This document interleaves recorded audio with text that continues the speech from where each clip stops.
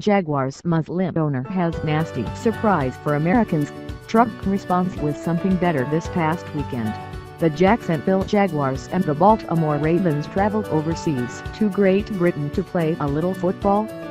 That is when these arrogant football players decided that on foreign soil they would stage a protest that has angered Americans across the country. When the national anthem began to play, the majority of players on both teams knelt in an utter display of disrespect. Then, to add insult to injury, the Jacksonville Jaguars Muslim owner joined in on the protest by locking elbows with the remaining players. After the national anthem finished playing, these disrespectful millionaires stood at attention for the next song that played that has all Americans shaking their heads. President Trump witnessed this egregious act and decided to weigh in and put these race baiters back in their place. Over the last year, NFL players have been taking the knee during the national anthem to protest racial oppression in America.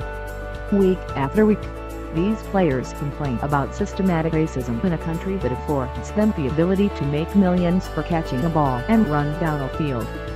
At any rate, the protests have only grown, and over the weekend these players took it to an all-time low.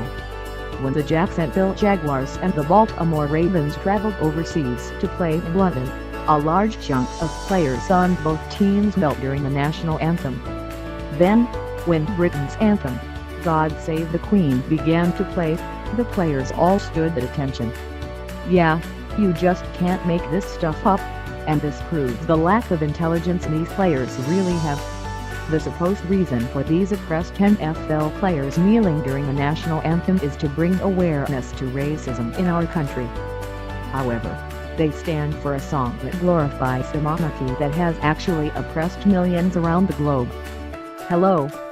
Did they miss the class on the American Revolutionary War, where we fought for our freedom and sovereignty against the British? This action on foreign soil proves just how uneducated these players actually are. Fox News reported, NFL Sunday began with members of the Jacksonville Jaguars and the Baltimore Ravens either taking the knee or locking arms as the U.S. national anthem was sung at London's Wembley Stadium. Those who were not kneeling, including the coaches on both teams and Jaguars owner Shahid Khan, locked arms during the national anthem. The players then stood up for God Save the Queen, the British anthem. Fox News continued, most teams in the early afternoon games locked arms in solidarity. At least 3 team owners joined their players. Several New Orleans Saints players sat during the national anthem. The Jaguars tweeted the photo shortly after the team's defiant message with the caption, "Unity." Ravens owner Steve Bishop released a statement posted on Twitter after the incident, saying, "We recognize our players' influence. We respect their demonstration and support the 100%. All voices need to be heard. That's democracy in its highest form." The display marked a tumultuous weekend between the NFL and Trump, who called the players kneeling during the Star-Spangled Banner disrespectful. Trump took note of the incidents at the start of the games on Sunday. After this disgusting act was broadcast for all the world to see, big actor Jesse Williams weighed in on MSNBC with his own delusional claims. Williams claims that NFL players only started participating recently in standing for the national anthem as a ploy to recruit people into the military. Here is more from Daily Mail. Actor Jesse Williams has claimed that the NFL's pre-game national anthem ceremony is a government scam designed to convince boys and girls to fly overseas and kill people. Williams made his comments while speaking to MSNBC about football players kneeling during the pre-game Star-Spangled Banner performance to protest race inequality in the United States.